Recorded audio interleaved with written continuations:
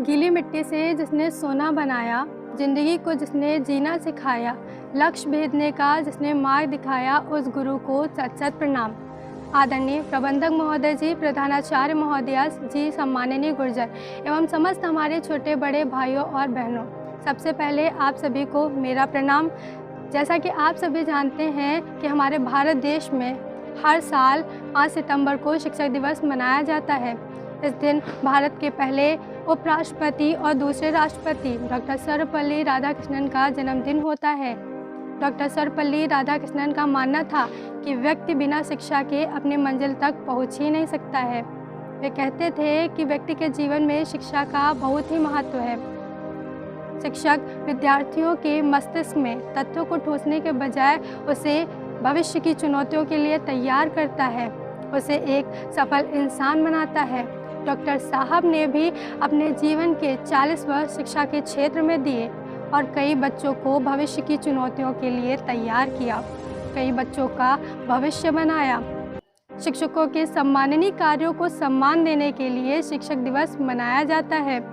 शिक्षक हर विद्यार्थी का व्यक्तित्व विकसित करते हैं, उसे एक सफल इंसान बनाते हैं, उनको ज्ञान प्रदान करते हैं। वे हर विद्यार्थी के लिए प्रेरणा का स्रोत हैं। उनके अनमोल विचार हमें हमेशा आगे बढ़ने की प्रेरणा देते हैं। जिस प्रकार से एक कुम्हार मिट्टी के गोले को आकार देकर उसे एक सुंदर घड़ा बनाता है, उसी प्रकार से हमारे शिक्षक हैं जो हमें ज्ञान देकर अच्छा मार्ग दिखाते हैं, सही दिशा में चलना सिखाते हैं, हमें एक अच्छा इंसान बनाते हैं। उसी प्रकार से जैसा कि हम सभी जानते हैं कि एक पक्की नींव पर ही एक सुदृढ़ भवन तैयार किया जा सकता है, उसी प्रकार से हमारे शिक्षक हैं जो कि हमें सुदृढ़ करके उस पर सफलता रूपी ज्ञान प्रदान करने में सहायता करते हैं, सुदृढ़ भवन तैयार करने में सहायता करते हैं। शिक्षक हमारे जीवन में बहुत ही महत्वपूर्ण है और शिक्षा भी हमारे जीवन में बहुत महत्वपूर्ण स्थान रखती है। इसके लिए उसका सम्मान बहुत ही आवश्यक है। जैसा कि कबीरदास अपने दोहे में कहते हैं कि गुरु गोविंद दो खड़े काके लागू पाएँ, बलिहारी गुरु आपने गोविंद दियो मिलाए। यदि आपके समक्ष गुरु और गोविंद अर्थात भगवान दोनों खड़े हैं तो आप सबसे पहले किसे नमन करेंगे? गुरु ही वह इंसान होता है जो हमें गोविंद अर्थात भगवान तक पहुंचाने का मार्ग प्रशस्त करता है। इसलिए हमें सबसे पहले अपने गुरु का ही नमन करना चाहिए, सर्वप्रथम उनको ही प्रणाम करना चाहिए, क्योंकि गुरु का स्थान भगवान से भी ऊपर बताया गया है। कहा गया है कि गुरुर् ब्रह्मा गुरुर् विष्णु गुरुर्देवो महेश्वरा, गुरु साक्षात परम ब्रह्मा तस्मै श्री गुरुवे नमः। अर्थात गुरु ही ब्रह्मा है, विष्णु है, शिव है, गुरु ही सब कुछ है। इसीलिए हमें अपने गुरु को ही सर्वप्रथम प्रणाम करना चाहिए। महोदय, वैसे शिक्षक सम्मान के लिए किसी दिन का मोहताज नहीं है, लेकिन फिर भी शिक्षकों के सम्मान के लिए एक निश्चित दिन घोषित किया जाता है। महोदय, वैसे शिक्षा और शिक्षक दोनों ही हमारे जीवन में महत्वपूर्ण स्थान रखते हैं।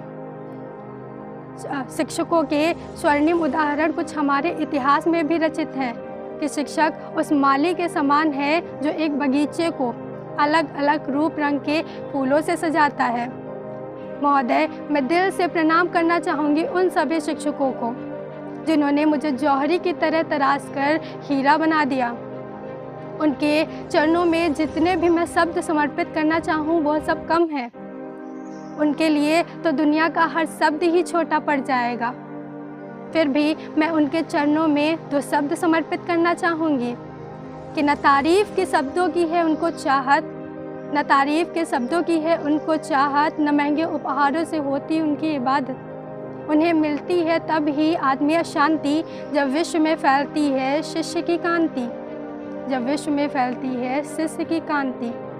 महोदय, किंतु इस कठ सत्य से हम अपना मुंह नहीं मोड़ सकते हैं कि आज को शिक्षक अपने ज्ञान की बोलियां लगाने लगे हैं और शिष्य और शिक्षक की जो परंपरा है वह कहीं ना कहीं कलंकित होने लगी है। आए दिन शिक्षकों द्वारा विद्यार्थियों और विद्यार्थियों द्वारा शिक्षकों के साथ दुर्व्यवहार की खबरें सुनने को मिलती हैं। इसीलिए शिक्षकों और विद्यार्थियों दोनों का ही दायित्व बनता है कि उन्हें अपने अपने कर्तव्य को स्फूर्तिपूर्वक निभाना चाहिए। उन्हें एक अच्छे समाज के निर्माण में योगदान देना चाहिए। हमारी भारतीय संस्कृति पर इस शिक्षक और शिष्य की अमूल परंपरा पर प्रश्न चिन्ह नज़र आने लगे हैं। ये प्रश्न चिन्ह ना नज़र आए, इसके लिए हमारा कर्तव्य है कि हमारा कर्तव्य अच्छे से निभाना चाहिए। इसीलिए हमारा कर्तव्य बनता है कि हमें हमारे गुरुओं का आदर व सम्मान करना चाहिए, उनकी आज्ञा का पालन करना चाहिए, उनके बताए गए मार्ग पर चलना चाहिए। मेरे सभी गुरुओं को मैं तहे दिल से शुक्रिया अदा करना चाहूँगी कि उन्होंने मुझे अच्छा मार्ग दिखाया, मुझे अच्छा ज्ञान प्रदान किया। समय के अभाव में 2 पंक्तियाँ बोलते हुए मैं अपने वाणी को विराम देती हूँ कि गणित के शब्दों को आपने सुलझाया, भूगोल में अटके तो आपने रास्ता दिखाया, विज्ञान के ज्ञान को आपने समझाया, गुरु होने का आपने हर फर्ज निभाया। धन्यवाद।